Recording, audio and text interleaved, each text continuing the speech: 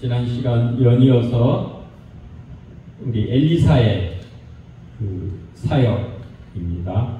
오늘 본문 말씀은 열왕기하 2장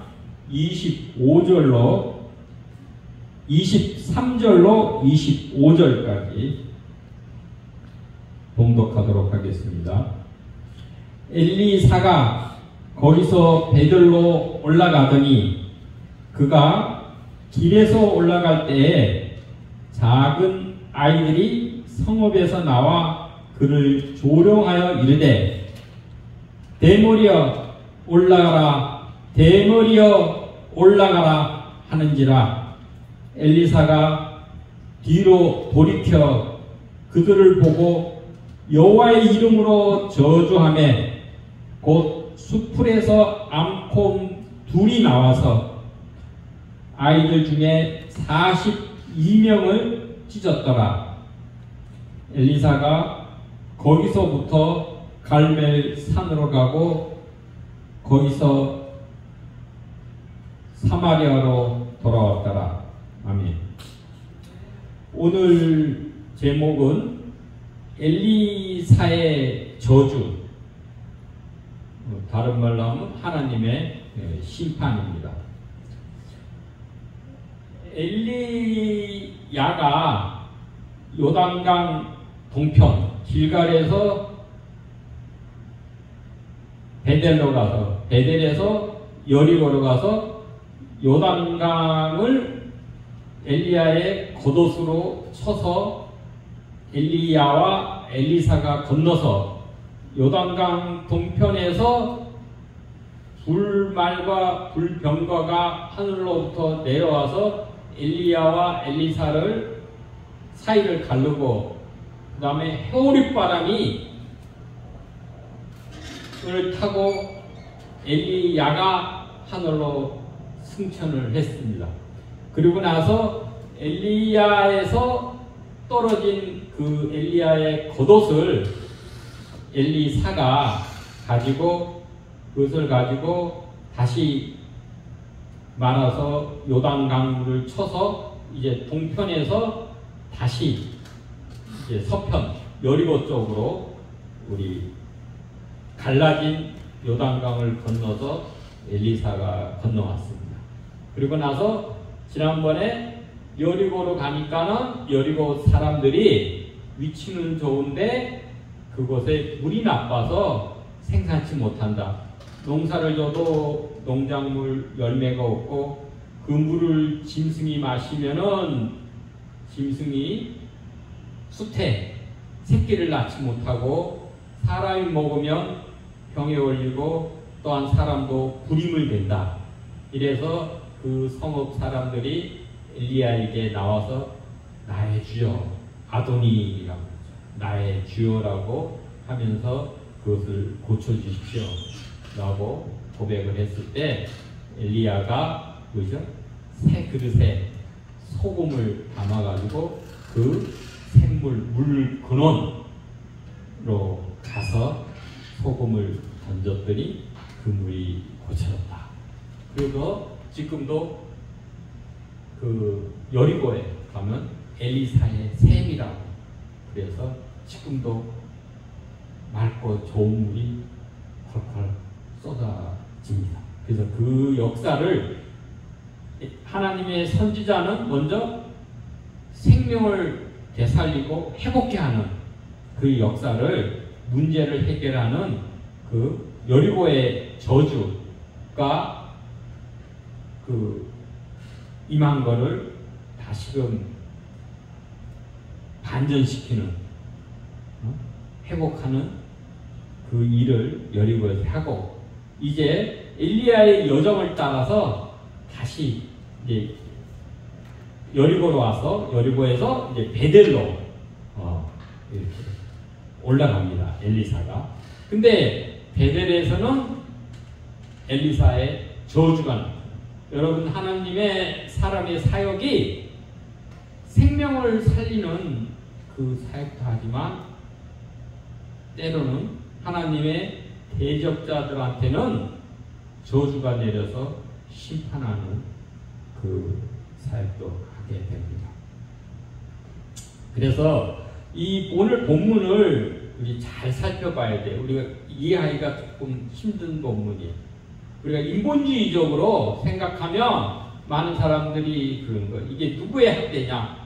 엘리야에 대한 학대냐? 아니면 어린아이에 대한 학대냐? 우리나라 성경에는 작은 아이들이라 그러니까 철부지 애들이 좀 엘리사를 대머리라고 놀렸기로서니 그렇게 하나님의 이름으로 저주해가지고 42명씩이나 고음에 의해서 찢기는 그런 일을 아동학대가 아니냐 이렇게 오해하시는 분도 있는데, 여러분 성경을 읽을 때는 하나님의 말씀이잖아요. 하나님을 드러내시는 거예요. 그래서 하나님의 관점으로 그 하나님의 기준으로 성경을 읽고 해석을 해야 됩니다. 여기서 하나님 성경에서 하나님의 뜻, 본뜻, 하나님의 마음의 예수 그리스도를 발견하는 그러한 안목으로 성경을 해석을 해야지 괜한 인간의 그 휴머니티, 인본주의로 해석을 하면 우리 오해 소지가 있습니다. 그래서 이 말씀을 잘 보면은 그 후에 엘리사가 엘리야의 행적을 따라 아까 여리고에서 이제 베델로 올라갔다 그랬죠. 근데 베델은 여러분 잘 아시지만은 먼저 우리가 2장 3절에 보면 베델에 있는 선지자의 제자들이 그랬어요. 그러니까 베델에도 여리고에도 엘리야의 하나님의 제자들이 있었어요. 소위 말하면 이 제자 신학교가 있었든지 길르는, 그리고 베델에도 엘리야의 하나님의 제자들이 있었어요. 그런데 역사적으로 보면 베델 그럼 누가 생각나요? 먼저 아브라함도 거기서 제단을 쌓았지만은 야곱 먼저 나잖아요. 야곱이 그 아버지가 이삭이고 어머니가 리브가고, 그래서 그 형 에서의 장자권을 도둑질했잖아요. 속여가지고. 그렇게 해서 에서가 화가 나서 야곱을 죽이라고 하니까 어머니가 하고 아버지가 바단 아람은 큰 그 지역이에요. 거기에 하란이라는 도시에 외삼촌 라반이 있으니까 거기 가서 너도 이제, 그때가 야곱의 나이가 한 7세라고 얘기해요. 적지 않은 나이에요. 우리 소년 야곱인지 알지만 상당한 지금 우리도 보면 노년에 들어가는 그건 물론 이제 47세, 45세 거기까지 살았으니까는 한 중반 정도 된 그 나이에는 치지만은 어쨌든 그래서 거기 가서 라반의 외삼촌의 딸을 택해서 결혼해라 이렇게 해서 이제 보낸 거예요. 이제 보찜을 싸서 브엘세바에 그때 있었거든요. 남방 끝에. 그래서 거기까지 이제 베델로 한참 올라가서 이제 밤이 돼서 그 돌베개를 없잖아요. 돌베개를 베고 거기서 누워 자니까 잘 때 하늘이 열려서 하늘에서 사닥다리가 이렇게 땅에서부터 하늘로까지 쭉 이렇게 놓여졌는데 거기에 천사들이 오르락 내리락 하는 거를 꿈에 본 거예요. 야곱이 그 베델의 꿈에. 그리고 나서 뭐라 그랬어요? 야, 이 하나님이 브엘세바 이사 우리 집에만 있지 이 멀리 베델에는 하나님이 안 계시는 줄 알았는데, 그때는 대충 그 고대 신의 개념은 지역사 신이라고 했잖아요. 그 지역에서만 있지. 야, 이거 베델을 처음 집을 이렇게 멀리 떠나봤잖아요, 야곱이. 그런데 야, 이곳에도 하나님이 계시는구나. 그래서 그 돌 제단을 쌓고 거기를 뭐라고 불렀어요? 루스라고 옛날 지명은 그랬는데 베델이라니까. 히브리어는 베이스 엘, 그러니까 베이트 엘. 베이트가 집이에요. 집이라는 얘기죠. 베이트 엘이 하나님. 그래서 베델은 하나님의 집이라는 그렇게 해가지고 아주 역사적으로 아주 중요한 지역이죠. 그런데 세월이 지나가지고 이제 솔로몬 다음에 남북 왕국으로 나눠졌잖아요. 남쪽 유다는 솔로몬의 아들인 르호보암이 다스렸고, 우리가 지금 남북으로 나뉜 것처럼 남쪽에는 유다가 있었고, 10지파 북쪽에는 그 여로보암이 이제 북이스라엘의 초대 왕으로 해가지고, 이분이 그대는 어떻게 했어요? 율법에 1년에 3번은 성전에 가서 절기를 지켜라고 한 거예요. 그 절기 중에 6월절, 그 다음 날이 이제 무교절이에요. 일주일 동안 지키는 거예요. 6월절에서 그 다음 날이 일주일 동안 무교절을 지키고, 그 다음에 6월절, 그 다음 첫 안식일이 초실절이에요. 그때 예수님이 부활하셔요. 예수님이 6월절 때 십자가에 돌아가시잖아요. 그래서 6월절 그 다음날 안식일 첫날에 부활하시잖아요. 그게 초실절이에요. 네. 그렇게 해가지고, 그 다음에 이제, 그렇게 절기가 6월절 때, 무교절, 초실절, 6월절 때 성전에 가서 지키고, 남자 다 올라가야 돼요. 그러고 나서 또 언제 명절을 지키냐? 그때부터 77에 49, 그게 77절이라고 그래요. 우린 맥주절이라고 그러고, 그 다음날, 49 다음에 50날이니까 오순절이라는 거예요. 오순절 때 이 시내산에서 모세가 율법을 하나님께 받은 날이에요.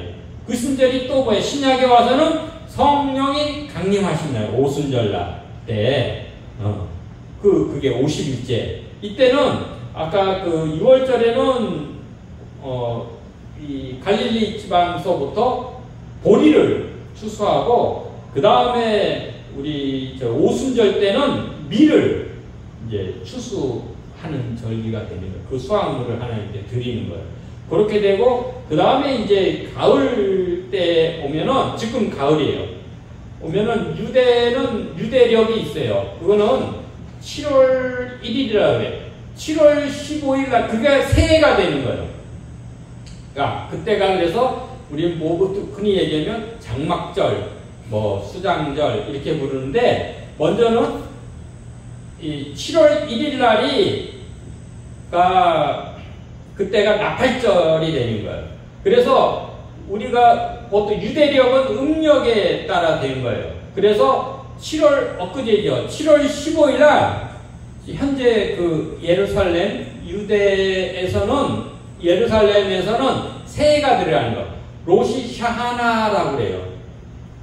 그래서 새해를 오늘이 17일, 그러면 이틀 전에 새해를 맞이한 거. 우리가 설날 지키듯이, 로시 샤하나라고 해서 유대력에 의해서 9월, 음력이니까 7월 1일인데, 7째 달 첫날인데, 음력이 우리 양력 들어가 바뀌잖아요. 그렇게 해서 9월 15일, 금년은 9월 15일 날, 엊그제 그 새해를 유대인들은 지킨 거예요. 그래서 로시 샤나, 우리도 새해 때 인사하잖아요.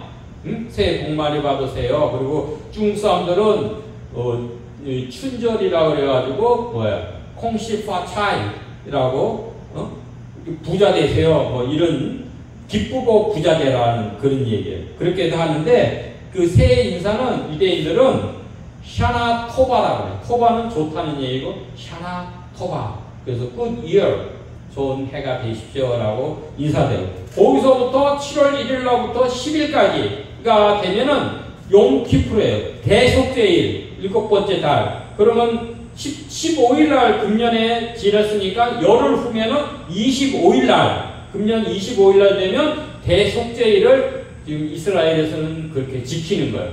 그 1일서부터 대속죄일까지는 어떻게 하느냐? 회개, 정결의, 정화의 기간이에요. 그래서 대속죄일 때 모두가 다 속죄함, 그 죄에서 용서를 받게 되는 거예요. 그로부터 5일째 되는 날이 장막절이라고 그래요. 여러분, 장막절, 수장절, 초막절, 이래 같은 날이에요. 11월 7째 달 15일. 그러면은, 현재 2023년이라고 그러면은 25일이니까 5일 더하면 9월 30날 이스라엘에서는 장막절을 지키는 거예요. 그래서 자기가 아파트에 있어도 아파트에서 안 자고 그 앞에 텐트를 치고 초막, 그건 광야의 생활을 기념하는 거예요. 40년 광야 생활을. 그래서 이스라엘 백성들은 혹시 집에 있더라도 텐트를 속에서 자고 이제 아파트를 짓더라도 이렇게 층계를 져요. 그러면 그 베란다에 나와서 그 일주일간은 진행. 그게 무슨 얘기냐면 예수님과 하나님과 함께 신방을 차리는 거예요.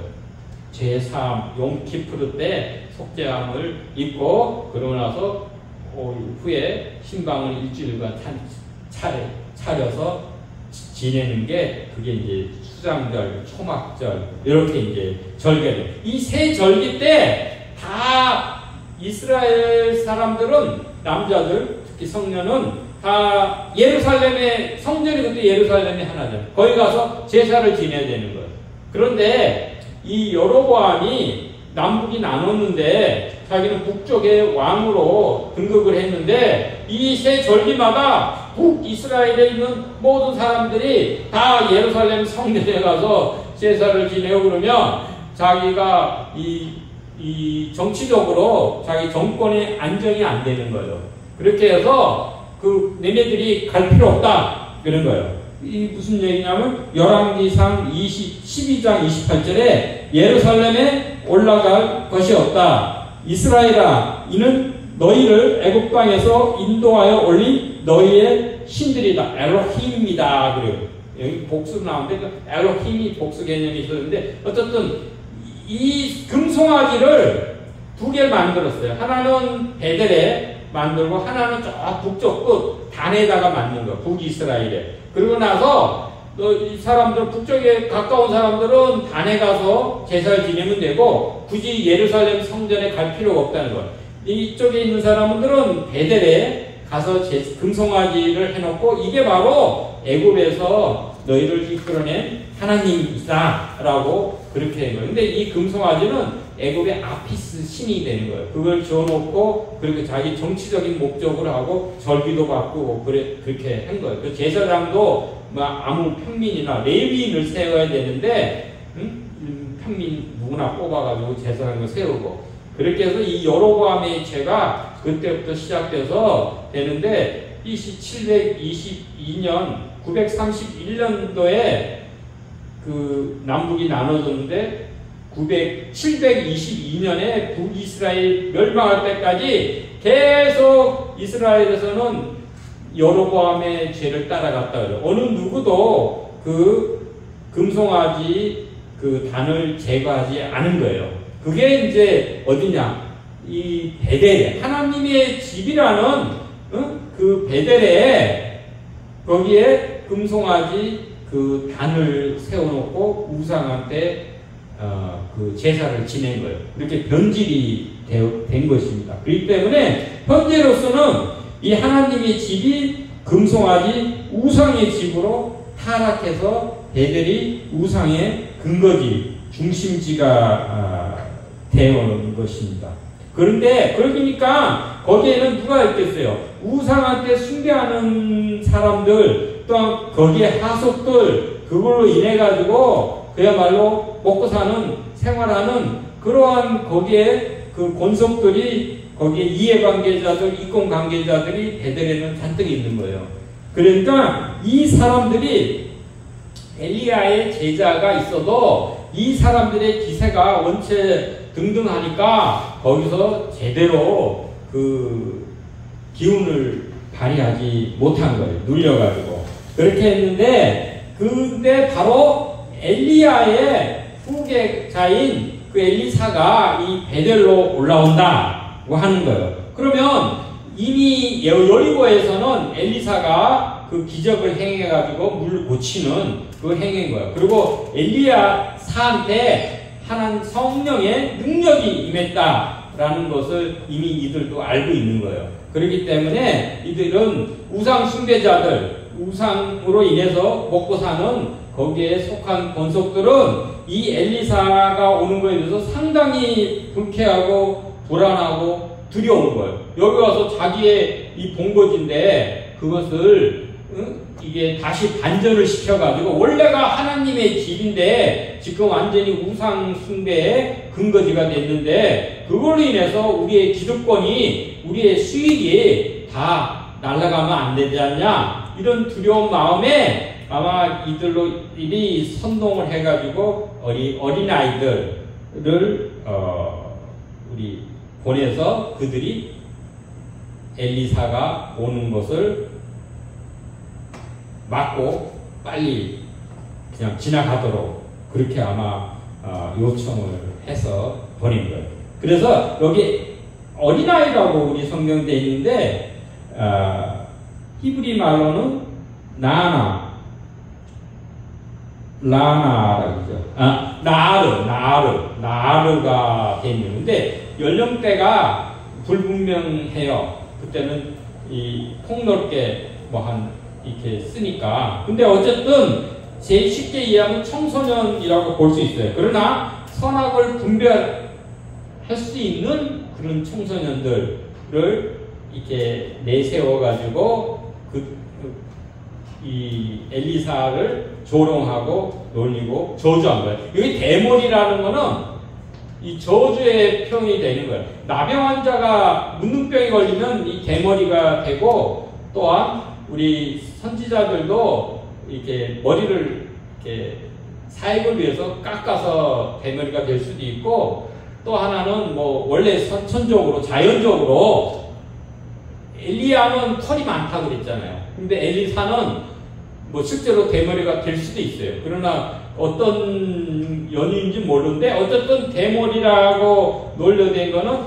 저주고 모욕적인 그 발언이 되는 거예요. 그러고 나서 올라가라 라는 거는 꺼지라는 거예요.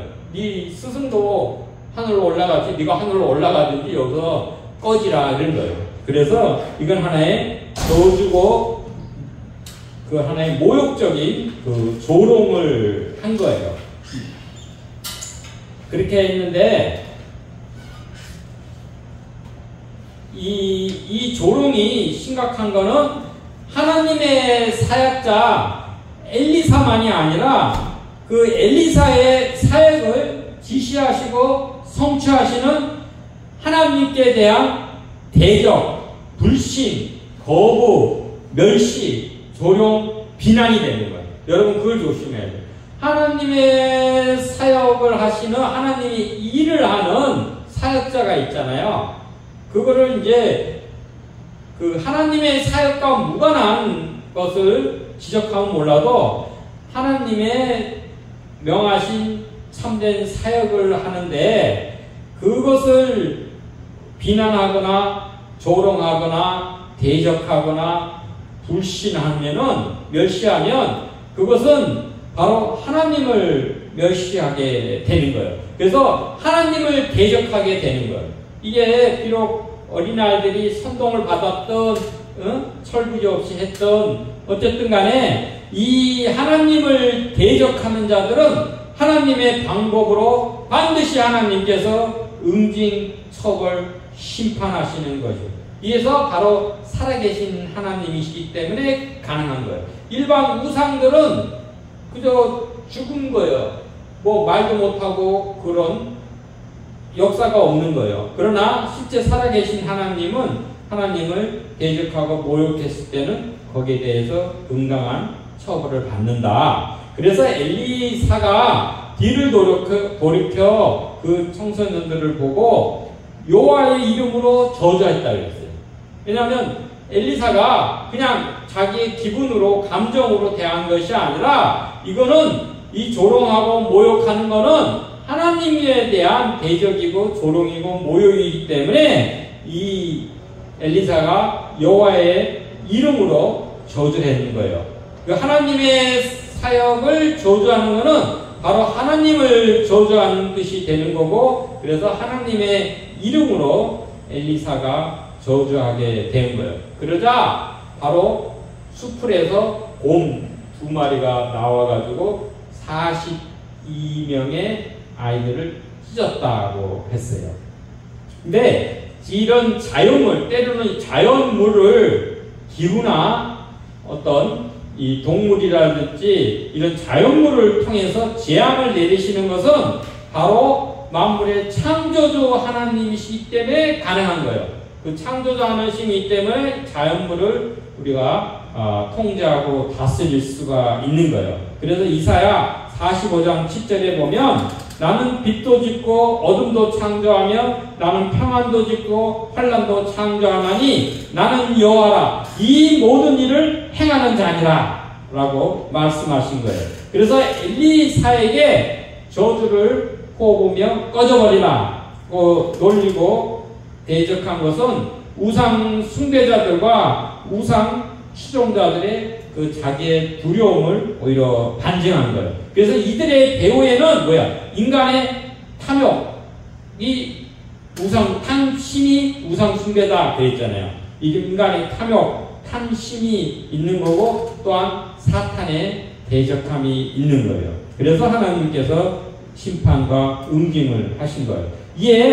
그래서 이제 막 엘리사가 엘리야의 후계가 되어서 이제 막 사역을 시작하려는 그런 때에 엘리사에게는 이 베델의 사건이 큰 도전이고 또한 엘리사 승계의 마지막 그 종지부를 찍는 이 순간입니다. 그렇기 때문에 만일 엘리사의 이 저주가 하나님의 뜻에 합당하지 않으면 그 저주는 실행되지 않아요. 하나님의 사역자라고 자기 마음대로 하나님의 뜻과 무관하게 자기 마음대로 하나님 이름을 팔아서 저주했다고 그것을 저주가 실행됐다는 것은 하나님의 뜻에 부합됐다고 하는 것이요. 그래서 암콤 둘을 출현시켜서 이 하나님의 대적자들을 징벌하신 것은 바로 엘리사가 그런 것이 아니라 만유의 하나님이신 야훼 하나님께서 행하신 것이다 라는 것입니다. 그래서 잠언서 26장 2절에 보면 무슨 말씀이 있느냐? 까닭없는 저주는 참새가 떠드는 것과 제비가 날아가는 것 같이 이루어지지 아니하느니라 그랬어요. 까닭없는 것. 그 암만 저주를 한다 그래도 저주가 그대로 실행되는 것이 아니라 그만한 이유가 있고 그것이 하나님의 뜻에 합당할 때 그 저주가 이루어진다고 하는 것이에요. 그래서 성난 암콤 둘은 바로 두 사람의 증인자가 되듯이 하나님께 대한 증언자이고 이 하나님의 도구로 이 고문 쓰임을 받은 것입니다. 그리고 사무엘상 2장 30절에는 하나님께서는 하나님을 존중하는 자를 존중히 여기고 멸시하는 자를 경멸하신다 라고 되어 있는 거예요. 하나님은 분명히 사랑의 하나님이시기도 하지만 또한 공의의 하나님, 심판의 죄에 대해서 하시는 공의의 심판의 하나님이시기도 합니다. 이처럼 우리 복음에도 양면성이 있습니다.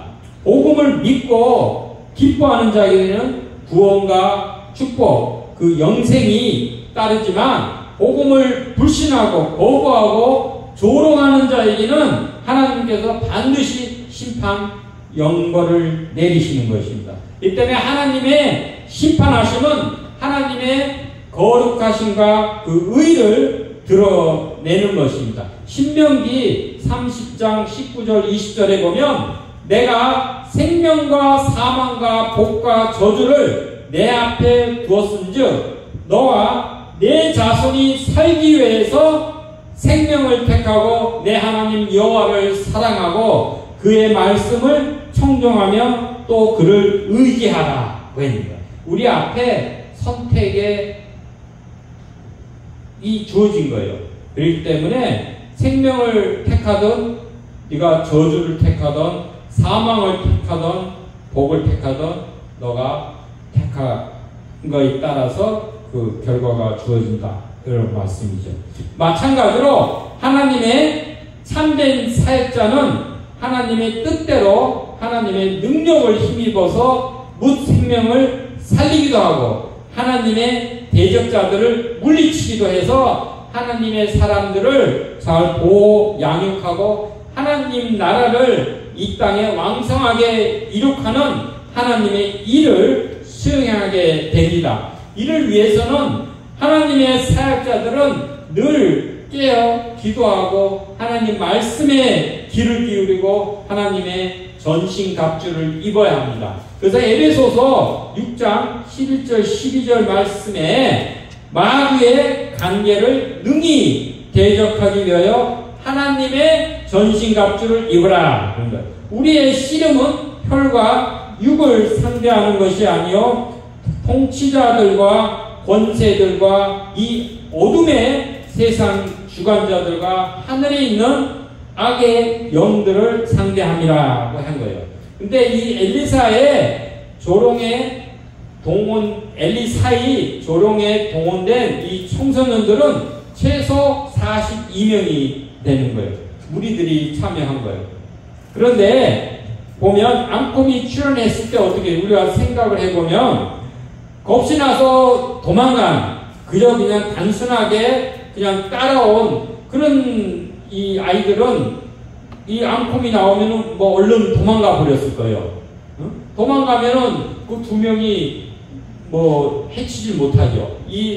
도망가면 무사해. 겁이 나서 도망가면. 그런데 앙콤이 나왔는데도 끝끝내 적극적으로 무리하게 대적해서 참여한 이 사람들은 앙콤에 의해서 그 몸이 찢겨지는 부상 내지 중상을 당했어요. 근데 혼이 사람들은 이것이 찢겨졌다 그러니까 죽었다 그러는데 성경에 죽었다는 거는 없어요. 찢겨졌다고만 나온 거예요. 그래서 우리가 혹시 이제 이들이 찢어져서 만약에 부상을 당하면 살아계신 하나님의 징벌이 심판이 이 엄중함을 경험하고 그들이 치료를 받는 중에서라도 회개의 기회가 주어지지 않느냐라고 생각할 수 있어요. 찢었다고 말이지 죽였다고는 기록이 되지는 않았어요. 근데 42라는 숫자가 여기서 좀 의미가 있습니다. 성경에 다 숫자가 의미가 있는데 여기 보면 다니엘서나 계시록에 보면 42달 그래요. 우리가 이 시련의 시기, 고통의 시기, 죽음과 불행의 시기를 42달이라고 그랬어요. 42달. 그러면 연수로 하면 3.5, 세대 반이 되는 거고, 그걸 날수로 하면 1260일이 되는 것입니다.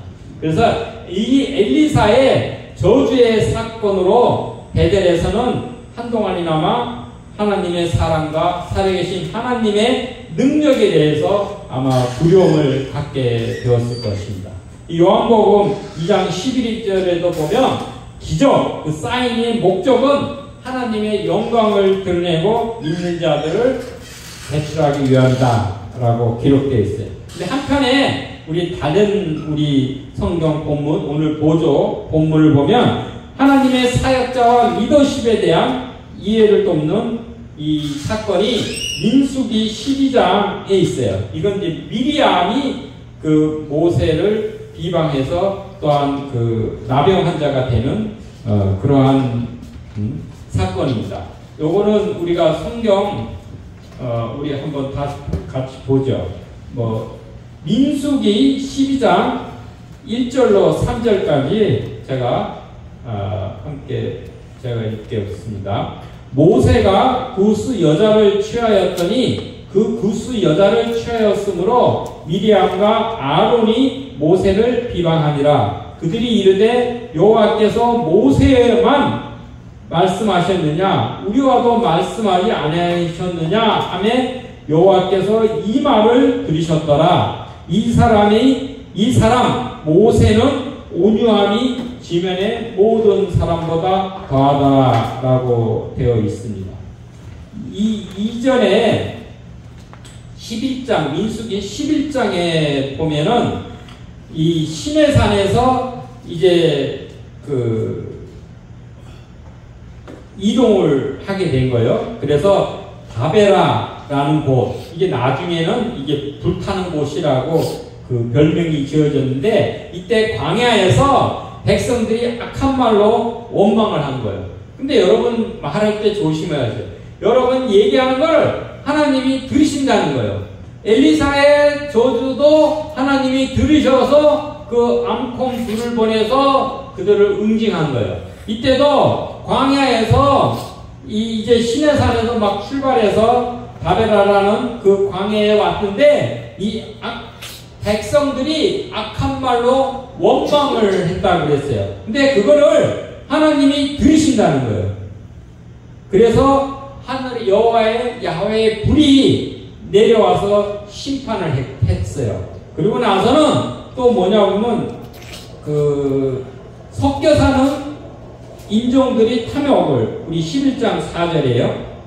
잡족들이 같이 나와요. 출애굽할 때는 이스라엘 백성만 있는 게 아니라 그 고센 땅, 이집트 고센 땅에서 400여 년 동안 있었잖아요. 그때 나올 때 거기에 이웃에 있는 다른 인종들도 같이 나와. 이 잡족들이라고 해요. 섞여 사는 이런 인종들이 이 탐욕이 나서 이들이 이제 불평불만하는 거예요. 뭐라고 했냐면 5절이죠. 민수기 11장 5절. 우리가 애굽에 있을 때에는 값없이 생선과 오이와 참외와 부추와 파와 마늘들을 먹었는 것이 생각난다 이런 거예요. 내가 이집트에 있을 때는 거기는 고센 땅은 아주 농사가 잘 되는 나일강 삼각주 지역이에요.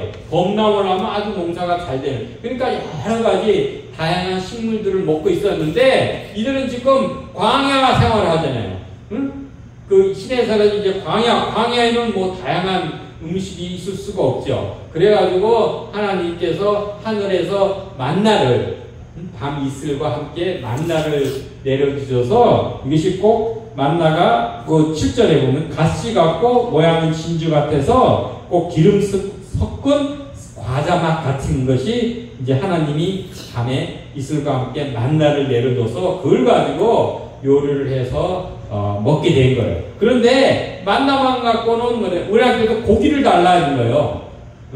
그걸 했을 때 이게 얼마 이 60만 명이지 만약에 노인들, 여자들, 그 다음에 여성들, 그 어린아이들까지 다 합하면 아마 뭐 어떤 분은 200만 명이라도 그래요. 그 많은 100만 명, 200만 명의 사람들한테 모세가 무슨 재주로 이 광야에서 그 고기를 그걸 이 백성들한테 줄 수 있냐고요. 그래가지고 여기에 대해서 모세도 기뻐하지 않고 하나님이 진노를 했다고 그랬어요. 그래서 하나님께서 뭐라고 했어요? 이 바람, 지중해에서 바람이 불고 해가지고 메추라기들을 그걸 내려가지고 그들한테 한 달 동안 이 메추라기 고기를 먹게 하신 것이에요.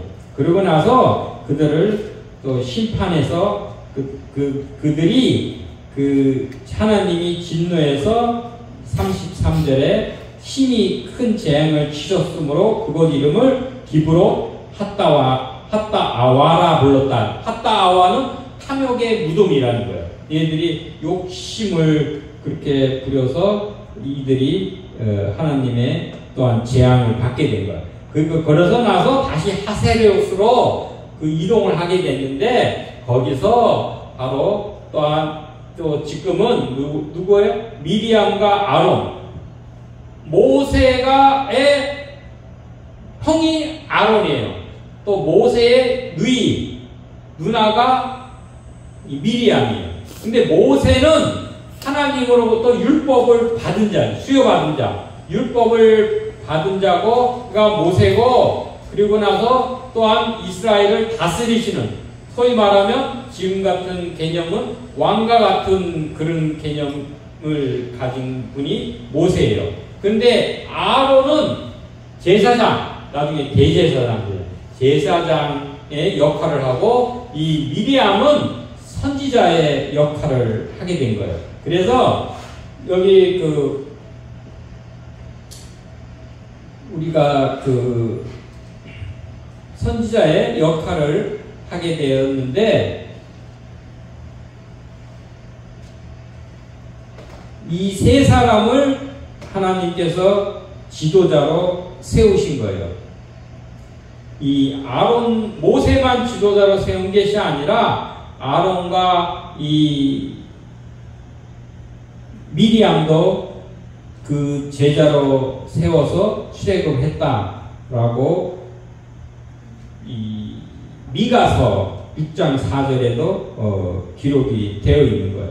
그런데 여기는 겉으로 이 미리암이 주동이 돼서 이 비방을 했는데, 왜냐하면 이 동사가 여성 동사로 나와요. 그러면 이 아론은 그저 그냥 따라한 거고, 미리암이 주동을 해서 모세를 speak against라고 했어요. 비방을 나쁘게 얘기한 그 이유는 뭐냐면, 겉으로는 구스 여자를 취했다 이러지만은 겉위로는 실질적인 그 이유는 모세의 권위와 그 권력, 헤게모니, 그 지배권에 대해서 반발을 해서 그렇게 행한 거예요. 그래서 모세하고만 말씀하셨느냐, 우리와도 말씀하지 아니하셨느냐, 이렇게 얘기한 거예요. 이들도 마찬가지로 선지자니까 하나님이 아론에게도 말씀을 해주셨고 또한 그 미리암에게도 말씀을 해주신 거예요. 그러나 이 아론과 미리암과 모세와는 격이 다른 거예요. 무슨 얘기냐면, 그래서 하나님께서 이 셋을, 모세와 아론과 미리암을 나오느라, 그래서 밖에서 회막 밖으로 나오라 이러니까, 그래서 여호와께서 구름기둥, 5절이죠. 구름기둥 가운데서 강림해서 그들이 나간 거예요. 나갈 때 너희는 내 말을 들으라 그런 거예요. 너희 중에 선지자가 있으면 나 여호와가 환상으로 또한 나를 그에게 알리기도 하고 꿈으로 그와 말하기도 했다니. 그러니까 이 하나님 말씀하실 때 다른 선지자들 아론이나 이 미리암한테는 꿈이나 환상 중에 나타나서 말씀을 하신 거예요. 그러나 10절에 보면 내 종 모세와는 그렇지 아니하니 그는 내 온 집에 충성함이라 그런 거예요. 그와는 내가 대면하여 명백히 말하고 은밀한 말로 하지 아니하며 또 그는 또 여호와의 형상을 보고는 너희가 어찌하여 내 종 모세의 비방하기를 두려워하지 아니하느냐라고 얘기해요. 모세와는 하나님이 직접 대면해서 페이스 투 페이스, 얼굴과 얼굴 대면해서 명백히 말씀하고 그 하나님의 또한 형상도 보았다 그랬어요. 물론 이제 하나님이 직접 본 건 아니에요. 그러나 어쨌든 그렇게 친밀하게 되고 이 하나님의 온 집에 그 충성합니다. 그러니까 마치 이 요셉이 보디발의 집에서 그 모든 가정사를 주관해서 돌봤듯이 이 하나님의 집에 일을 모세가 다 관장하도록 하나님이 그렇게 모세를 세워서 사용을 하신 것이에요.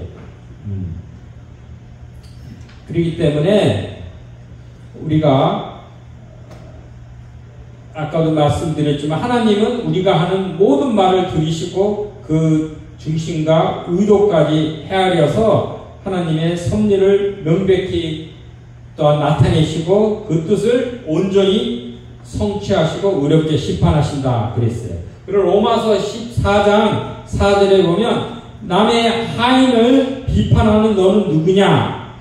그가 서 있는 것이나 넘어지는 것이 자기 주인에게 있음에 그가 세움을 받으리니 이는 그를 세우시는 권능이 주께 있습니다. 그러니까 하나님이 그 종을 세울 때는 그것을 세우시고 또한 넘어지게 하는 것, 그것의 권능이 그 주님께 있다라고 얘기하는 거예요. 그런데 여기서 보면 우리 믿는 사람들은 모두가 다 하나님의 사역자가 되는 것입니다. 그래서 하나님께서 성령을 주시고 우리 각자에게 은사를 주시어서 그리스도의 몸된 교회를 섬기며 하나님 나라를 왕성케 하는 일에 쓰임받도록 그렇게 하신 거예요. 그런데 먼저 우리 자신이 모세와 같이 온유해야 돼요. 이 12장 3절에 보면 이 사람 모세는 온유함이 지면의 모든 사람보다 더 하더라 그랬어요. 온유하다는 것은 우리 예수님이 산상수훈 마태복음 5장 5절에도 온유한 자는 복이 있나니 그랬죠. 그들이 땅을 기업으로 받을 것이며 그랬죠. 온유한다는 거 여기 헬라말은 프라우스예요. 그거는 이 야생마가 길들여지는 거예요. 하나님의 그 통제 아래 그 힘을 행사하는 게 그게 온유하다고 그렇게 되는 거예요. 그래서 온유한 거는 약하는 것이 아니라 그 하나님께 길들여진 하나님의 다스림 하에서 자기 능력을 발휘하는 자를 온유한 것이다 라고 그런 뜻이 되는 것이죠. 그렇기 때문에 이 온유하고 하나님의 사역자는 모세와 같이 온유하고 또 하나님과의 친밀한 관계를 가지고 있어서 영적 도덕성이나 감수성이 정상적으로 작동해야 되는 것이에요. 혹시 인간적인 생각, 사람의 일, 개인적인 이해관계나 이권을 위해서 하나님의 사역을 왜곡하거나 방해해서는 아니 되는 것입니다. 그래서 여기에 대한 경고의 말씀이 예수님께서 마태복음 7장 21절로 23절에 있어요. 나더러 주여 주여 하는 자마다 다 천국에 들어갈 것이 아니요 다만 하늘에 계신 내 아버지의 뜻대로 행하는 자라야 들어가리라 하는 거예요. 그날에 많은 사람이 나더러 주여 주여 우리가 주의 이름으로 선지자 노릇도 하고 주의 이름으로 귀신을 쫓아내며 주의 이름으로 많은 권능을 행하지 아니하였나이까 하리니 그때에 내가 그들에게 밝히 말하되 내가 너희를 도무지 알지 못하니 불법을 행하는 자라 내게서 떠나라 하는 거예요. 그러니까 하나님의 이름으로 무슨 일을 한다고 그것이 다 하나님의 뜻에 부합되고 하나님께 칭찬받고 하나님의 영광을 드리는 것이 아니라 하나님의 뜻대로 행하는 자가 되는 거예요. 하나님 주의 이름으로 어떤 일을 행한다 그래도 하나님의 뜻에 부합되지 않으면 그것은 불법을 행하는 자가 되고 오히려 천국에서 쫓겨나는 영벌에 처할 수도 있는 거예요. 그래서 항상 우리는 하나님의 자기의 유익과 자기 생각, 자기 의를 드러내지 않도록 조심을 해야 되는 것이죠. 그리고 모세와 같이 온유하고 하나님 말씀에 길들여지고 하나님과의 친밀한 관계를 그런 교제를 이어가고 모세도 마찬가지로 이 자기를 비방하던 이 미리암을 위해서는 나중에 미리암이 그 나병이 들렸을 때 그를 위해서 중보기도를 했어요. 그들을 미리암을 용서하고 치유해달라고 중보기도하는 그런 관용을 베푸는 이 사역자가입니다. 모세는. 그래서 무엇보다 하나님의 뜻을 구하고 그 뜻을 따라서 겸손하게 협력하고 또한 믿음의 공동체와 그리스도의 몸된 교회를 함께 세워가는 일에 동참하는 우리 모두가 되어야 될 줄로 압니다. 그래서 하나님께서 우리 귀 쓰시는 그릇이 우리 디모데후서 2장 20절에 있어요. 큰 집에는 여러 종류의 다양한 그릇이 있다. 금그릇도 있고 은그릇도 있고 질그릇도 있고 나무그릇도 있고 그러나 귀는 존중이 쓰이는 그릇은 어떤 그릇이냐? 깨끗한 그릇이다 그랬어요.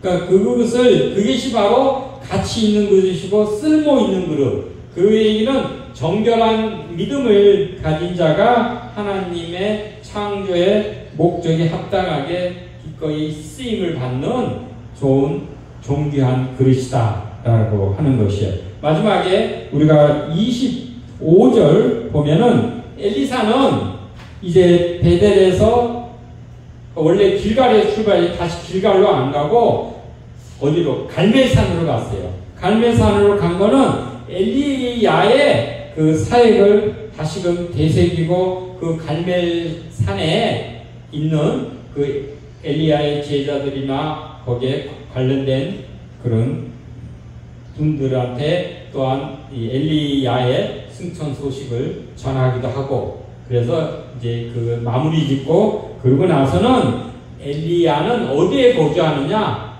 사마리아. 사마리아가 북이스라엘 수도. 거기는 왕궁이 있고 바알 신당이 있는 거기에서 거주하면서 백성들과 함께 있으면서 그들의 문제, 그 다음에 여러 가지 왕들과의 백성들과의 여러 가지 일들을 행하는 사역을 이어가게 됩니다.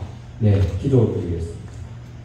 하나님, 저희 모두를 주의 이름으로 부르시어서 성령을 주시고 또한 믿음을 따라 주의 일을 은사를 주시고 주의 일을 맡기셨사온데 저희가 예수님같이 온유하고 겸손함으로 모세와 같이 온유하고 또한 용서하고 또한 중보기도 하는 그런 관용을 베풀므로 그 하나님의 맡기신 그 사역을 능히 잘 감당하고 하나님의 그 의와 영광을 드러내게 하소서. 혹시라도 저희가 어리석고 부족하여서